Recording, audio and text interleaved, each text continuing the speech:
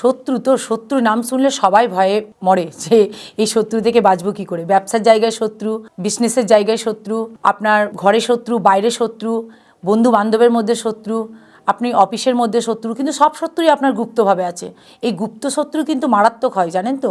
এই গুপ্ত শত্রু থেকে বাঁচার জন্য আপনি কিছু উপায় পাচ্ছেন না, কিন্তু মনে রাখবেন গুপ্ত শত্রু থেকে বাঁচতে গেলে আমাদের হনুমানজি আমাদেরকে বাঁচাতে পারে। তাহলে আপনাকে কি করতে হবে, এই 16টি মঙ্গলবার আপনি এটি করবেন। অবশ্যই 16টাই মঙ্গলবার আপনি নিরামিষ খাবেন।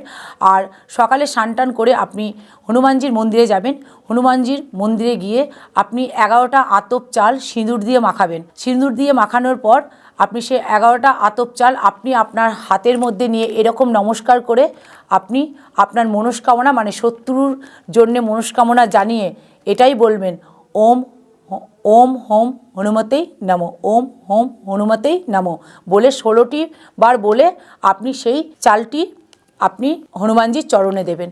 এভাবে আপনি 16টি করুন, দেখুন আপনি আপনার গুপ্ত শত্রু থেকে বেরিয়ে আসবেন এবং খুব ভালোভাবে বেরিয়ে আসবেন। নমস্কার, ভালো থাকবেন।